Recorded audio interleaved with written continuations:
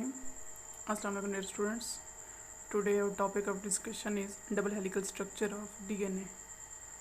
Double helical structure of DNA DNA का structure पढ़ने से पहले आपने इसकी केमिकल कंपोजिशन पढ़ ली होगी।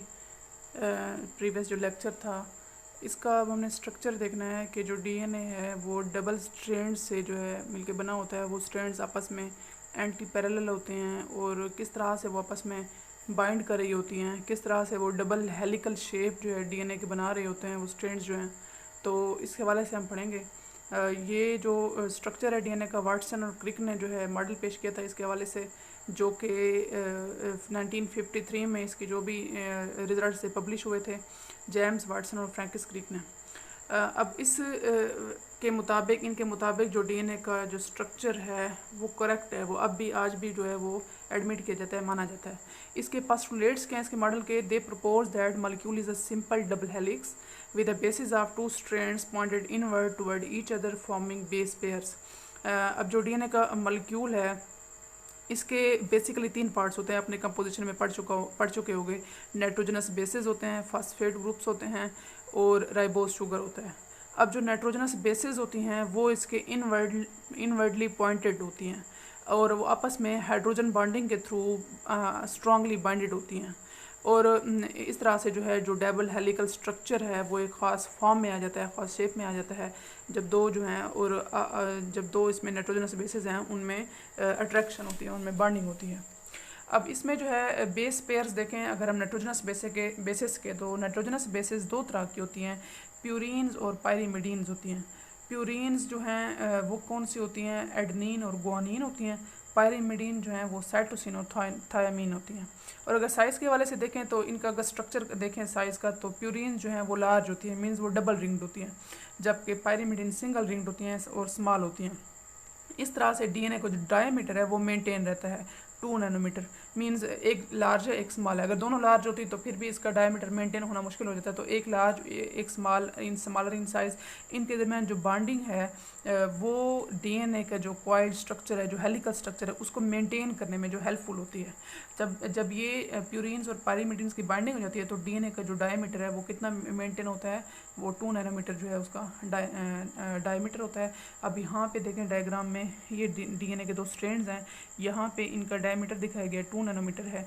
एक जो स्ट्रैंड है वो 5 to 3 एंड की तरफ है, दूसरी 3 to 5 की तरफ है, मीन्स एंटी पैरेलल है। एक अगर 5 to 3 है, दूसरी 3 to 5 है। अब 5 और 3 का क्या मीनिंग है? 5-3 का मीनिंग है ये जो यहाँ पे मैंने आपको बात की है, जो डीएनए का स्ट्रक्चर है वो नाइट्रोजनस बेसिस, फास्फेट ग्रुप और राइबोस शुगर से मिलके बना होता है। अभी जो 5th एंड है यहाँ पे फास्फेट ग्रुप अटैच होता है राइबोस शुगर के 5वें एंड पे, यहाँ पे वो अटैच होता है राइबोस शुगर के 3rd एंड पे जो फास्फेट ग्रुप होता है। इसीलिए इसको 5th पोजीशन का है राइबोस शुगर जो है, जो खुद भी 5 कार्बन शुगर है, उसकी 5वीं कार्बन के साथ अगर अटैच यहाँ पे एक्सपोज्ड होगा ये 5वां कार्बन तो फिर जो है ये 5 कार्बन, अगर 3rd एक्सपोज है तो ये 3rd कार्बन होगी। तो यहाँ पे मीन्स अगर 5 कार्बन एक्सपोज है यहाँ पे 3rd एक्सपोज होगी। इस तरह से जो है 2 स्ट्रैंड्स एंटी पैरेलल होती हैं। तो हमेशा जो एडिंग होती है नाइट्रोजनस बेसिस की वो होती है टुवर्ड्स द 3rd एंड की तरफ, जैसे ही नाइट्रोजनस बेसिस एंड होती हैं। अब यहाँ पे देखें एक पॉइंट पे अगर एडनिन है, दूसरे पॉइंट पे थायमीन है, यहाँ पे थायमीन है, यहाँ पे एडनिन है। इनके दरमियान बॉन्डिंग भी दिखाई गई है डॉटेड फॉर्म में, जो लाइंस हैं यहाँ पे आपको नज़र आ रहा होगा। थायमीन और एडनिन के दरमियान डबल बॉन्ड्स हैं, गुआनिन और साइटोसिन के दरमियान ट्रिपल बॉन्डिंग है। तो ये चीज़ भी आगे आएगी। उसके बाद एक और चीज़ यहाँ पे नज़र आ रही है, इसकी डिटेल पे आगे पढ़ते हैं। एक होता है इसमें माइनर ग्रुप, एक होता है मेजर ग्रुप। अब जो मेजर ग्रुप है, माइनर ग्रुप है, इसमें क्या फ़र्क है? एक्चुअली जो मेजर ग्रुप है वो अबाउट 10 बेस पेयर्स होता है। 10 मीन्स नाइट्रोजनस बेसिस के जो बेस पेयर्स हैं 10 इसमें नाइट्रोजनस बेसिस आएंगी जो कि मेजर ग्रुप बनाएंगी।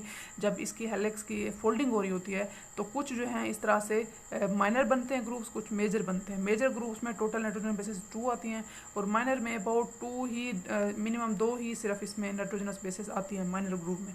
इस तरह से जो है इसका एक हेलिकल स्ट्रक्चर बनता है। यहाँ पे भी दिखाया दिखाया गया है इस तरह के, यहाँ ये इनका स्ट्रक्चर वाइज दिखाया गया है, मेजर ग्रुप है और माइनर ग्रुप किस तरह से बनता है। अब इनका अगर हम डिस्टेंस देखें, मेजर ग्रुप्स में जो बेस पेयर्स हैं उनका डिस्टेंस होता है 3.4 नैनोमीटर, जबकि जो माइनर ग्रुप है उसमें जो दो बेस पेयर्स हैं उनका डिस्टेंस जस्ट 0.34 नैनोमीटर होता है डिस्टेंस। तो इस तरह से जो है इसका जो स्ट्रक्चर है वो वेल मेंटेन्ड रहता है, स्टेब्लिश्ड रहता है। अब है एंटी पैरेललिटी, जो अभी बात की है, एंटी पैरेलल दो स्ट्रैंड्स होती हैं। Because hydrogen bonds exist between the bases in a base pair, the double helix is stabilized as a duplex DNA molecule composed of two anti-parallel strands, one chain running 3 to 5 and other 5 to 3। जो अभी बात मैंने discuss की है, एक chain की direction 3 to 5 होती है, दूसरी की 5 to 3 होती है। 3 और 5 होते क्या हैं, इस चीज़ की एक्सप्लेनेशन दे दी है आपको। जो फॉस्फेट ग्रुप्स होते हैं वो अटैच होते हैं राइबोस शुगर के साथ। The base pairs are planar and stack 0.3 nanometre apart as a result of hydrophobic interactions contributing to the overall stability of the molecule. अब ये क्या है, हाइड्रोफोबिक इंटरेक्शंस क्या होते हैं, इनके स्टैक्स जो हैं वो क्या होते हैं। अब यहाँ पे इसी डायग्राम को दोबारा करते हैं कि इनकी बात की है कि इनके दरमियान जो दो बेस पेयर्स हैं, मीन्स अभी ऊपर वाला और उससे नीचे वाला, इनके दरमियान जो डिस्टेंस होता है वो होता है 0.34 नैनोमीटर का। ये डिस्टेंस मेंटेन क्यों रहता है, क्योंकि इन नाइट्रोजनस बेसिस के दरमियान हाइड्रोफोबिक इंटरेक्शंस होते हैं। मीन्स जो एडेनिन है वो नीचे वाले गुआनिन के साथ कभी भी अट्रैक्ट नहीं करेगी, ये एक दूसरे को रिपेल करते हैं। वो क्यों करते हैं रिपेल, क्योंकि दोनों के मीन्स चार्जेस जो हैं वो सेम होते हैं। एडेनिन है, गुआनिन है, साइटोसिन, थायमिन, ये सारे जो है नेगेटिवली होते हैं, तो ये आपस में एक दूसरे को रिपेल नहीं करते हैं, इसलिए ये अट्रैक्ट नहीं हो सकते। इससे भी जो है एक जो है लॉजिक है, अगर ये अट्रैक्ट होते तो फिर क्या होता, एक दूसरे को ऊपर उलझ गए होते और डीएनए के जो स्ट्रक्चर स्टेबल है वो स्टेबलाइज ना हो सकता। तो ये एक दूसरे के ऊपर स्टैक इसलिए होते हैं, मीन्स तह दता है, लेयर बाय लेयर एक दूसरे के ऊपर ही पड़े रहते हैं, जो कि 0.34 नैनोमीटर का डिस्टेंस मेंटेन रखते हैं। ये इसका स्ट्रक्चर वेल इस्टेब्लिश करने के लिए, रेगुलेट करने के लिए जो है एसेंशियल होता है। इसलिए मुख्तलिफ जो बेस पेयर्स हैं वो एक दूसरे के ऊपर स्टैक्ड होते हैं, एक दूसरे के साथ अट्रैक्ट नहीं होते ड्यू टू हाइड्रोफोबिक इंटरेक्शंस, और जो 0.34 नैनोमीटर का डिस्टेंस है उसको भी मेंटेन रखते हैं। इस तरह से जो डीएनए की ओवरऑल स्टेबिलिटी है उसको क्या करते हैं, मेंटेन रखते हैं। अब यहाँ पे भी दिखाया गया है इसका 3 एंड कौन सा है, 4 एंड कौन सा है। ये 3 एंड है जहाँ पे हाइड्रॉक्सिल ग्रुप अब यहाँ प्रेजेंट है, इस 5 एंड पे भी जो है ये फास्फेट ग्रुप प्रेजेंट है। अब यहाँ पे दिखाया गया है ये जो इसका 3 एंड है वो एक्सपोज्ड है, यहाँ पे इसका 5 एंड एक्सपोज्ड है राइबोस शुगर का। इनके दरमियान अब जो बॉन्ड्स हैं, मींस एक राइबोस शुगर दूसरे राइबोस शुगर के साथ किसके थ्रू अटैच है, थ्रू फास्फेट बॉन्डिंग। तो इस फास्फेट बॉन्डिंग को कहते हैं फास्फोडाइस्टर बॉन्ड। अब इनके अंदर जो है वो क्या है, ये बाहर की बात हो रही है, अंदर जो है वो क्या प्रेजेंट है, नाइट्रोजनस बेसिस प्रेजेंट है। मींस बाहर क्या होते हैं, राइबोस शुगर जो कि 5 कार्बन शुगर है और फास्फेट ग्रुप, इनके दरमियान फास्फोडाइस्टर बॉन्ड्स होते हैं। जबकि इनवर्ड क्या होते हैं, नाइट्रोजनस बेसिस होते हैं, जिसमें एडेनिन हमेशा थाइमीन के अगेंस्ट लगती है बाय डबल बॉन्ड्स, जबकि साइटोसिन हमेशा गुआनिन के अगेंस्ट आती है, जिसमें ट्रिपल हाइड्रोजन बॉन्डिंग होती है, एक डबल एक ट्रिपल एक डबल ट्रिपल। ये भी जो है इनकी जो स्ट्रॉन्ग बॉन्डिंग को मेंटेन रखती है, स्टेबिलिटी को मेंटेन रखती है। एक ये चीज़, एक डबल बॉन्डिंग होती है, एक ट्रिपल बॉन्डिंग होती है। और दूसरी चीज़ क्या मेंटेन रखती है कि यहाँ पे जो प्यूरिन्स हैं ये लार्जर हैं। देखिए एडेनिन है और गुआनिन है, ये क्या है, लार्जर है। और साइटोसिन और थाइमिन जो है ये स्मॉलर क्यों कहते हैं, क्योंकि ये सिंगल रिंग्ड होते हैं। प्यूरिन्स डबल रिंग्ड होते हैं, लार्जर होते हैं। एक डबल रिंग सिंगल रिंग के साथ जब अटैच होगी, इस तरह से इसका स्ट्रक्चर स्टेबल रहता है, मेंटेन रहता है।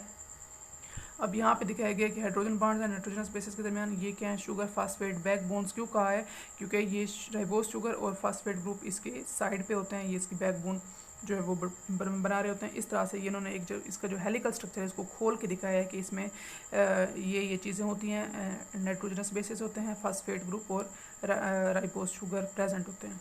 बेस पेयरिंग नाइट्रोजनस बेसिस की कैसे होती है, इन डबल हेलिक्स एडेनिन हमेशा थाइमीन के साथ डबल बॉन्ड्स बनाती है, जबकि गुआनिन साइटोसिन के साथ ट्रिपल बॉन्ड्स बनाती है।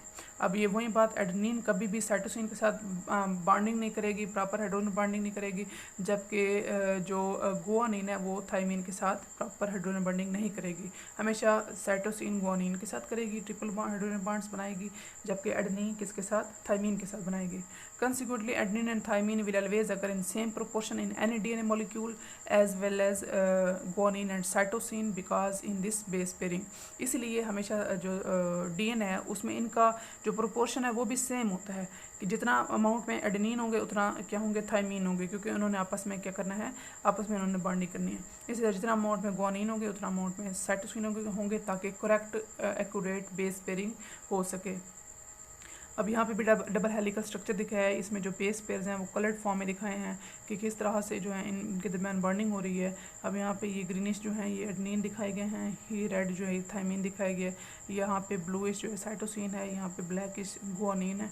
तो इनके दरमियान बॉन्डिंग दिखाई है। डबल ट्रिपल का कंसेप्ट नहीं दिया, जस्ट ये दिखाया है कि ये जो है किस तरह से नाइट्रोजनस बेसिस कौन कौन से आपस में बॉन्डिंग कर रहे हैं।